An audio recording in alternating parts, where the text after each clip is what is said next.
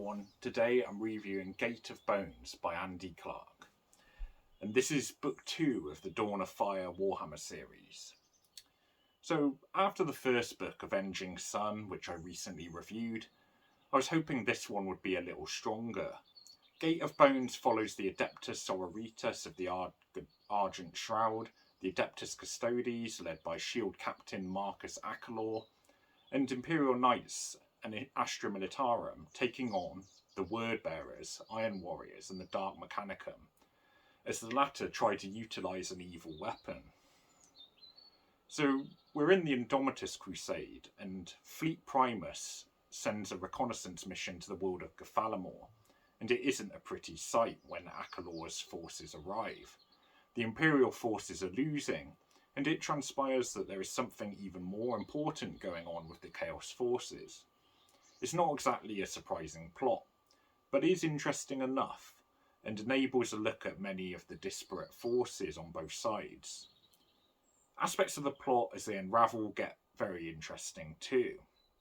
The nature of the weapon is fairly unique, without giving spoilers away, and seemingly important characters become less so, through death, for example, and seemingly unimportant characters clearly have later significance outside of this book, such as the cultist leader who works for the Word-Bearers.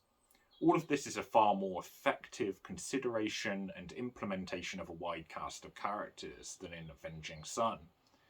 The characters have personalities, motivations and developments which are well considered and explored.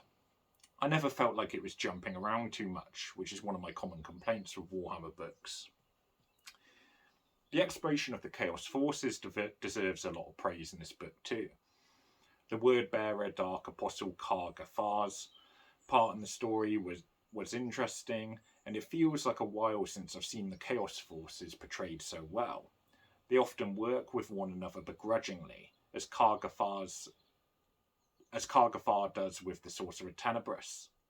I particularly enjoyed Gathar's friendship with Torvin Locke, the Iron Warrior. We rarely see the bonds between different Chaos forces explored, and it made for a refreshing change of pace. I open quote. Warsmith Util spoke up. It is a big city with a continent's worth of structures and catacombs. The cultists Gathar delivered to us are not worth a damn in a war like this. The best indication they give us of the foe's presence is when they show up dead. End quote. We revisit some of the characters, unsurprisingly, from Avenging Sun too. Guilliman, Belisarius Cawl, Fabian, for example. But there are additions which prevent the developments from becoming mundane. Much more is made of the links between Guilliman and the Eldari, and it is heavily implied that he has met with them several times more than he has let on. Perhaps there is a direction here that the Eldari will have to be more heavily allied with the Imperial forces in the face of the Chaos threat, which makes sense given all that's happened. Occasionally, the book does fall down a bit. The occasional conversation is just tedious, or the characterization is done poorly. Dvorgin, commander of the Gathalamor forces, had an engaging relationship with his daughter, but the fact he was tired came up repeatedly, and although it was good to see this human emotion, it was a bit overemphasized.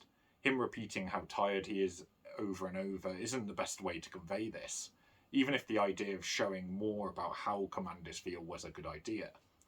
Some of the Adeptus Sororitas felt like faith was their only defining characteristic, which is a danger of the more zealous factions, but it wasn't true for all of the Battle Sisters.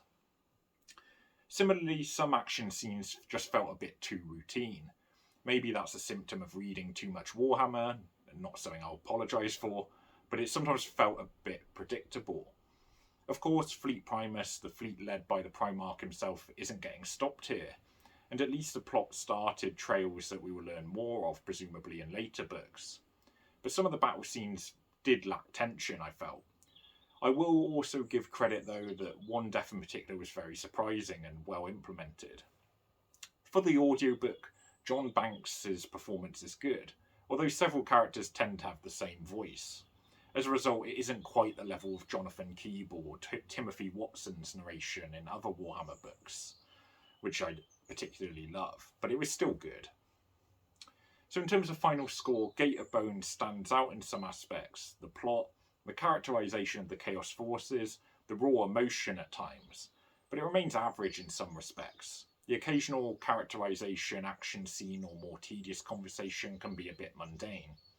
But this one really was a step up from Avenging Sun, thankfully, and unfortunately it might be missed by many if they gave up after the first book, despite this being quite a worthy read. So I'm giving this one a 7 out of 10. It was pretty solid, and some of the aspects were really well done, like the Chaos Forces, I felt. So it is worth your time. And I'll be reviewing all of the Dawn of Fire books in due course, so like and subscribe for that, and thanks for watching, and I'll catch you in the next one.